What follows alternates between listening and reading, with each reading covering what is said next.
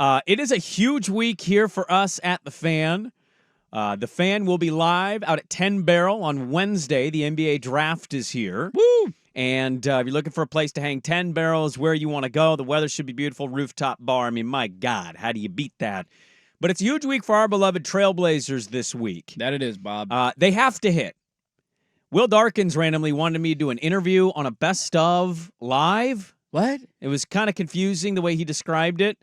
But I did an interview on the way to a hike on Saturday morning with him. Will Darkins? Will the Thrill. Will the Thrill? Oh, I love Will Darkins. I do too. Miss his face. But he did an interview. I did an interview with him, and he was saying like, "Hey, like, what's my expectation? What should I take away from this week? You know?" Mm-hmm. And I said, "You got to hit." I think I've concluded this. Whether it's the 7th pick or the 14th pick, assuming they stay in both, and we'll get to that in a second. You got to hit one. This draft may not be considered great by many, but this is a rebuild, correct? Yes, it is. Okay, and the reputation of this front office, fair or not, is the talent evaluation. They've gotten a lot of credit from the diehards for the Shea pick, Jabari finding him. WAP is a lot of fun, right? They bring in Delano for a cup of coffee from Boston.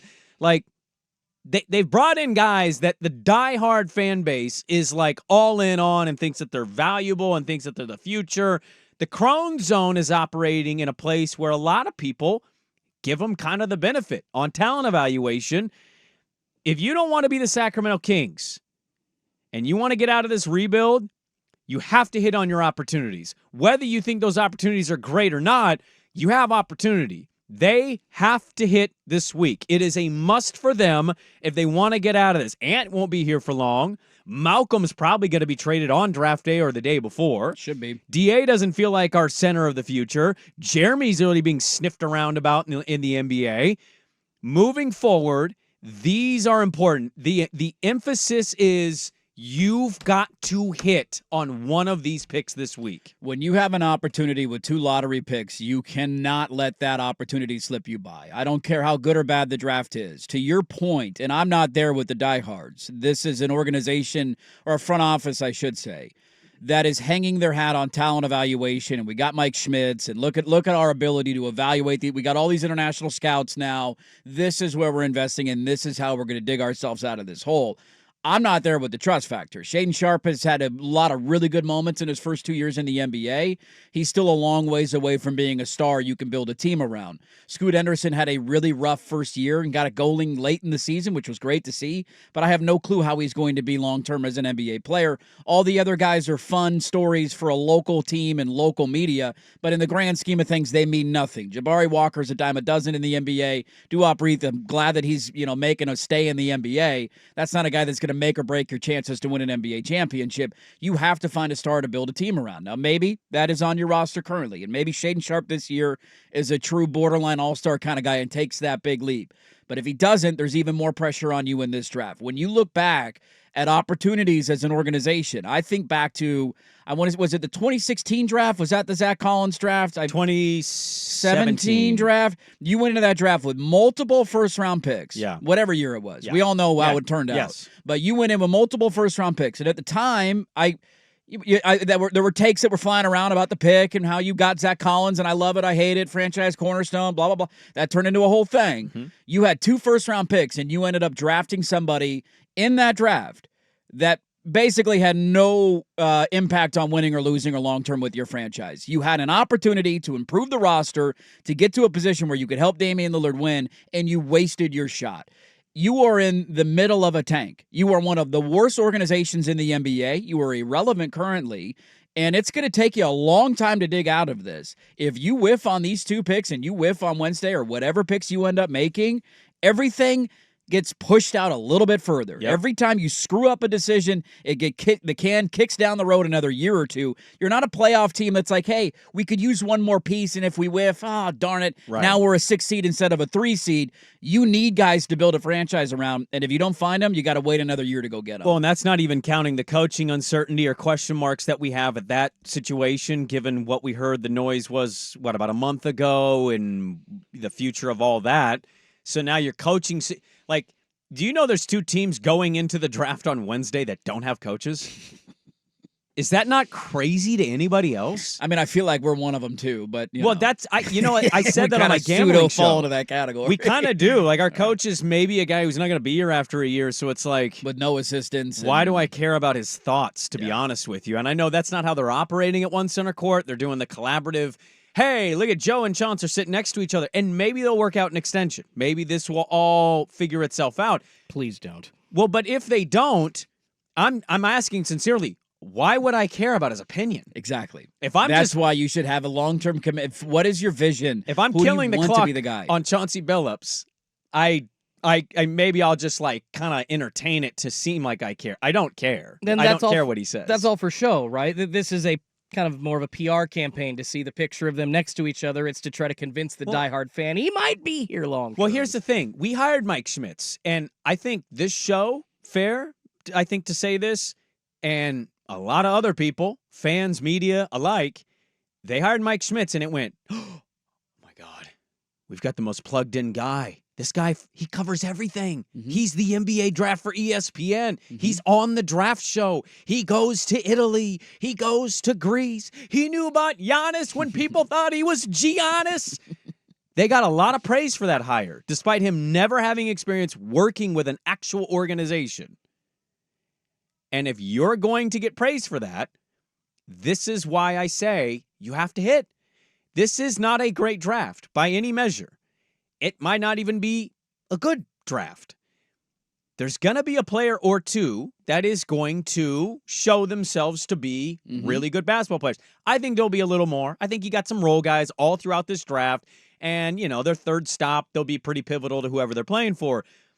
But when you get praise for making that hire, and then Joe has been with this team since, LaMarcus and Brandon Roy? Been around a long time. Dude, when you have those chops, when you're getting some of that kind of reputation, you should be able to stand out a little more than some of these other bad teams. You should beat Charlotte in drafting talent.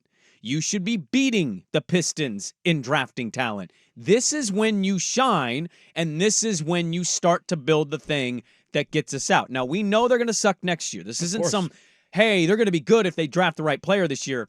No, but if they miss, it, to your point, just delays everything a year or two.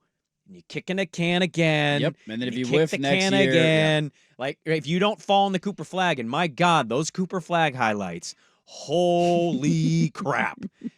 But my point is, when you have a reputation of finding talent, evaluating talent, you've got to hit in these moments more so than the other bad teams that you find yourself with right now. You have one pathway to relevancy and winning again in the NBA, and that pathway is the NBA draft. You're not going to trade for a star. You're not going to sign a star in free agency. This is it.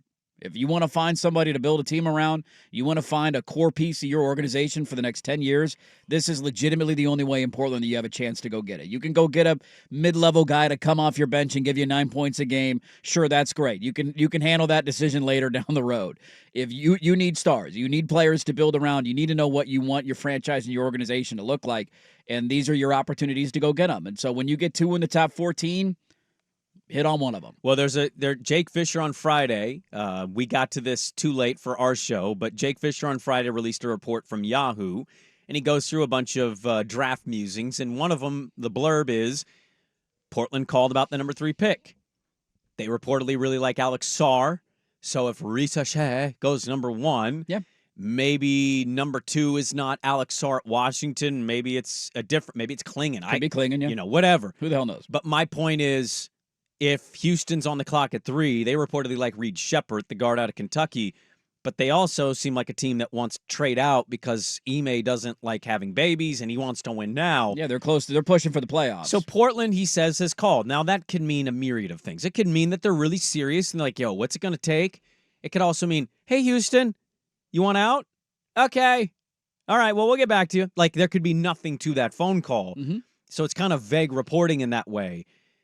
Whatever they end up doing, 7 or 14, you get Klingon. I know there's a debate on, Rip City Reddit about Klingon, and it doesn't make sense. It does make sense. It doesn't make sense. You know what?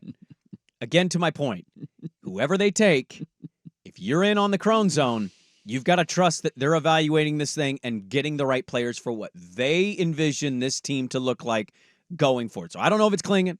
I don't know if it's moving up to 3. I don't know if it's trading with Memphis and getting 2 top 10 picks so you can get 2 guys you don't want to miss on, taking a big swing, going and proving more proven commodity and don't connect. I don't know what the hell they're going to do. Nobody does. Just don't whiff. Don't whiff on both of them. Yep. Would be a disaster.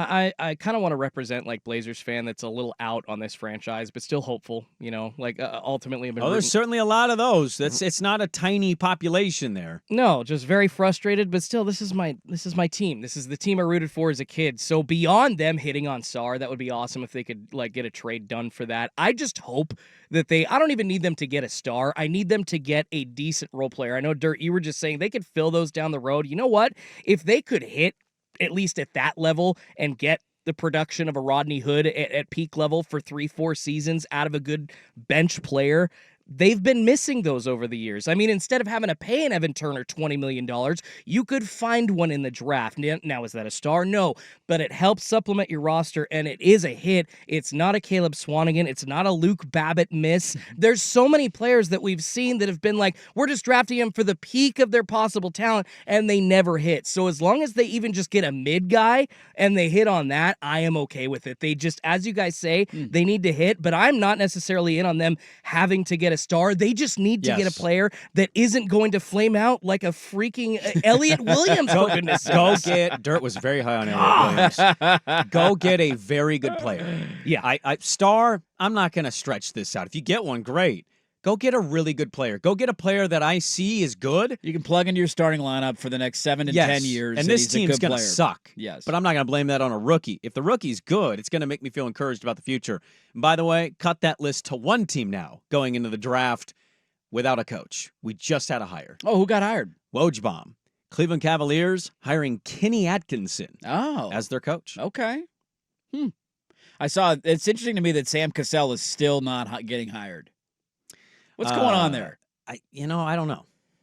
It's interesting. Same Patrick Ewing thing. Like Patrick Ewing was rumored to be a head guy in the NBA for so long. Eventually, took the job at Georgetown. Didn't really go so well. Maybe he just does not have the tools in the interviews. They're like, you're nice, but not the guy. So this is I get it's not an exciting draft from a talent point, but if you do care at all about the Blazers, this is why it matters. These are your moments to stand out and try to separate yourself, so you're not the Sacramento Kangs for 12 years. Yeah, I mean, that's just the fear of tanking. I'm ultimately okay with the direction, and this is truly the only way to build a championship team in Portland is to restart and to build it up from the ground. But I also acknowledge that in doing that is the fear of these are the only nights that matter in your season, if you do not hit, it very quickly turns into something that is Sacramento or Detroit. And you look up, and it's been 7 years, 8 years, 9 years, 10 years since you've been in the playoffs. Well, we're going on year 4 next year. You're already going on and you will hit year 4. You will hit year 5. Yeah, probably. And so, and that again highlights if you don't hit on this draft, then whoever you're drafting next year better be the guy,